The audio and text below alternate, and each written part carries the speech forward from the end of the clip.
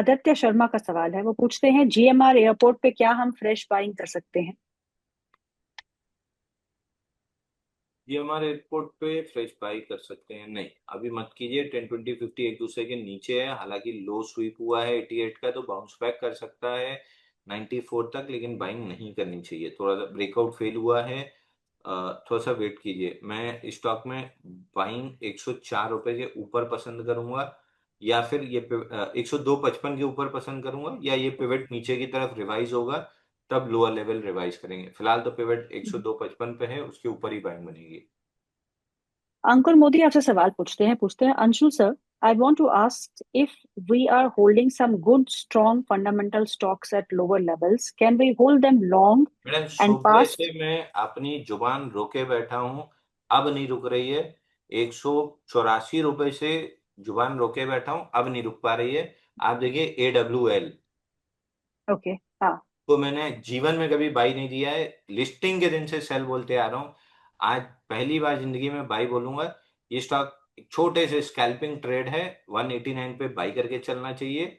ये आपको दे देगा 200 रुपए, सॉरी 194 और 200 और फिर 211। भाई तू लेवल नोट किया कर यार, मैं बाद में भूल जाता हूँ।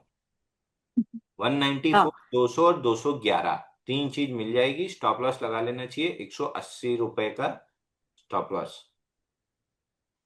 AD AWL, Adani Wilmar, right? अब तो अदानी जी बाहर हो गए इससे, मतलब हो हाँ। जाएंगे, होने वाले हैं या हो ये गए हैं। स्टॉक तो don't ask, I mean this is a stock which has not performed at all, but yes अरे थोड़ी ये बहुत तो, रिकवरी जो। अरे इतना सब समझाने की जगह अनिल अंबानी बोल दी होती। चलिए। अंकुर मोदी जी का सवाल ये है कि उनके पास कुछ ऐसे स्ट्रॉन्ग फंडामेंटल स्टॉक्स पड़े हुए हैं जो बहुत ही लोअर लेवल से उन्होंने लिए हैं। वो कहते हैं कि अगर मैं इसे होल्ड करता हूँ और मैं उसको अपनी नेक्स्ट जनरेशन को पास करता हूँ, क्या ये सही आइडिया रहेगा? Do you buy this? Stocks कौन कौन से मैडम? ये नहीं बताया उन्होंने, बोला कि मेरे पास फंडामेंटली बहुत अच्छे स्टॉक्स, तो लार्ज देखिए, कैप्स ही होंगे। फंडामेंटल, मैं आपको एक चीज समझाता हूँ।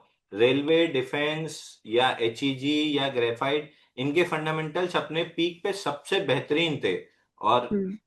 प्री स्प्लिट टाटा मोटर्स सबसे खराब फंडामेंटल डबल डिजिट पे थे, जहां पे सुन सुन के मैंने बेच दिया पापा का माल, और वो वहां से 1100 रुपये पहुंच गया। तो इट इज ऑल सब्जेक्टिव कि वो जेफरी फेफरी वाले, ये सारे अमेरिका वाले 78-80 रुपए पे सेल की रिपोर्ट निकाले थे, 40 रुपए पे 1100 पे बाई की रिपोर्ट निकाले थे 1500 रुपए पे। आज हाल दोनों में टाटा मोटर का देख लीजिए, उल्टा ही पड़ा है। तो hmm. Fundamental it all depends. आपको क्वार्टर ऑन क्वार्टर ग्रोथ भी वॉच करनी होगी। पिछले कितने 1 सवा साल से HDFC में कोई ग्रोथ ही नहीं दिखी, HDFC बैंक में, तो फंडामेंटल भले हम्म। खराब ना हो, ग्रोथ नहीं दिख रही है। आज पिटी गया ना, जरा सी खराब न्यूज में आदमी माल बेचने लगा। इट ऑल डिपेंड्स हम्म। कि आगे क्या कैसा चल रहा है। तो फंडामेंटली अगर आप ले रहे हैं तो आपको क्वार्टर ऑन क्वार्टर रिव्यू भी करना चाहिए। जो दिखता है। बाकी स्टॉक के करेक्ट। नाम आपने लिखे नहीं है तो ऐसे ब्लैंकेट सलाह तो देना मुश्किल है, बट अगर अच्छे हैं तो अच्छे होंगे ही फिर। राधे कृष्णा हैंडल है इनका, हैंडल नेम, वहां से सवाल है। Power grid 305, NMDC 83, ITC 329, where to average and targets क्या हो सकते हैं? पावर ग्रिड, ITC और NMDC।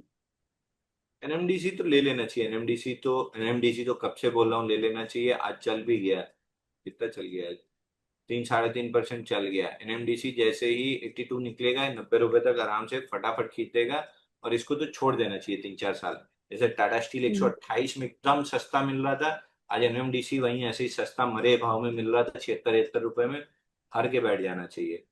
इसी 383 का ब्रेकडाउन का अभी तक टारगेट कंप्लीट नहीं हुआ है। 280 का, और 280 के नीचे 240 का। तो नहीं समझ में आ रहा है ये स्टॉक। और बचा ओके। पावर ग्रिड, तो ब्रेकआउट लिया है 288 पे। अगेन BHEL वाला हाल है। जब तक 288 के ऊपर ठीक है, मैं वेट कर रहा हूँ 288 का ब्रेकआउट फेल हो तब मैं शॉर्ट कर, मतलब सेल लेना चालू करूँ 239 और 210 के लिए। तो मेरे को ब्रेकआउट पे यकीन नहीं है, मैं अवॉइड करके चलूंगा।